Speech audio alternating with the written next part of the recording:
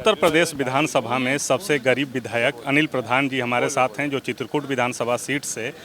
Samajwadi party के ticket पर चुनाव लड़ कर के आए हैं। आज बैठक हुई है और सदन में मुद्दों को लेकर के चर्चा हुई है। क्या मुद्दे तय किए गए हैं? देखिए, जिस प्रकार से पूरे उत्तर प्रदेश में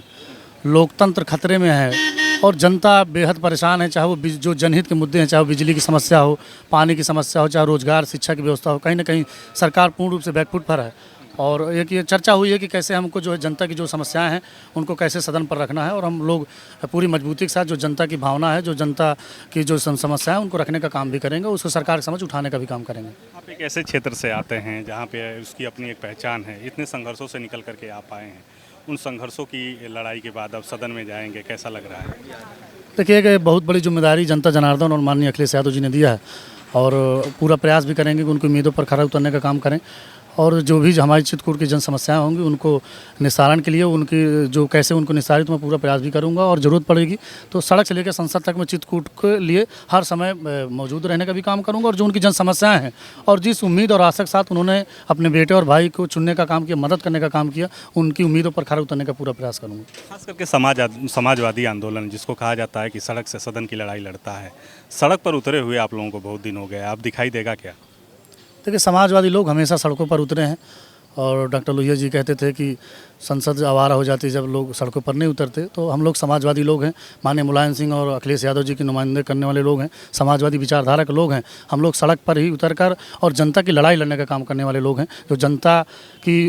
जो समस्याएं हैं उनको उठाने का पूरा प्रयास करेंगे, और सड़क पर भी सदन लड़ाई लड़ेंगे और सदन में भी अपनी बात रखने का काम करेंगे। अब वो कितना समय मिलेगा, कितना सदन चलेगा, वो तो आने वाले समय में होगा, पर अगर सरकार चाहती है, निश्चित रूप से चाहती होगी कि उत्तर प्रदेश बेहतरी के लग पर जाए, लोगों की जन समस्याओं पर चर्चा हो, तो निश्चित रूप से सदन चलेगा भी, और हम लोग भी कोशिश करेंगे कि ज़्यादा से ज़्यादा जो जनता की समस्या उनको उठाकर जनता की बेहतरी के लिए काम कर सकें। जनता से आप वादा कर रहे हैं कि सदन को आवारा नहीं होने देंगे?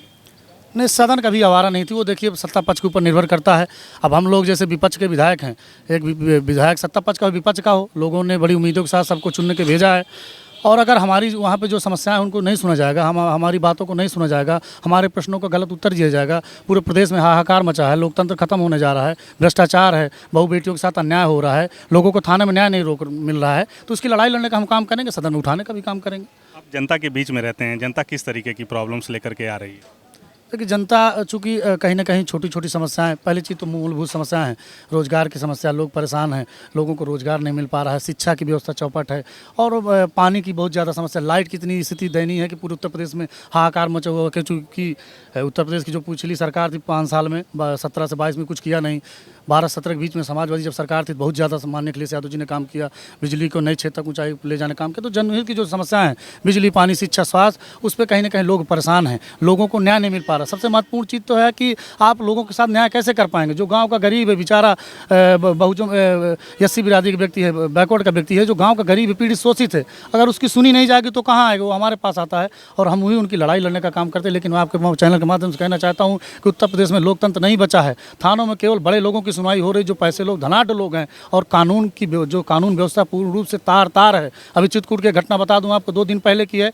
शहर के बीचों बीच 55 लाख की डकैती पड़ गई, और 2 किलोमीटर में कोतवाली है, 20 मीटर में टिकट पुलिस की मौजूद थी, उसके बाद भी डकैती पड़ गई। इस तरह तमाम सारी जो हमारे थाने हैं, कहीं ना कहीं जो सत्ता के संरक्षित लोग हैं, थानों में बैठकर थाने दरोगा थानेदार नहीं चला रहे हैं, थाने जो बीजेपी के लोग चला रहे हैं, और वो तय करते हैं कि किसी न्याय मिलेगा। वो जो इस तरह कृत्य करें उनकी लड़ाई लड़ने का काम करेंगे, और सड़क में भी लड़ेंगे और विधानसभा में लड़ने का काम करेंगे। बतौर विपक्ष के विधायक कितनी सुनवाई की उम्मीद है सरकार के बीच? आप लोकतंत्र में सबको अपनी अपनी बात कहने का अधिकार है, और हम लोगों के रास्ते खुले हैं। विधायक सत्ता पक्ष के भी होंगे, हम भी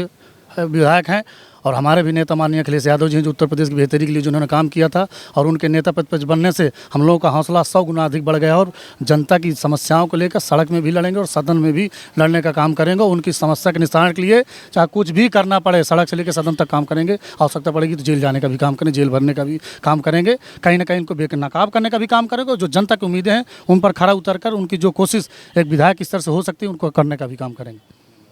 धन्यवाद। तो लोकतंत्र की यही खूबसूरती है कि यूपी की जनता सबसे अमीर विधायक को हरा देती है तो एक सबसे गरीब विधायक को चुन करके सदन भेजती है, और विधायक वादा करता है कि जनता ने जिस जिम्मेदारी के साथ भेजा है उसको सदन में उठाएंगे। सहयोगी बाबूलाल के साथ Sushil Kumar, daily insider, Lucknow. UP और देश दुनिया की तमाम ताजा तरीन खबरों के लिए गूगल प्ले स्टोर से आज ही डाउनलोड करें हमारा तेजी से उभरता न्यूज ऐप डेली इंसाइडर।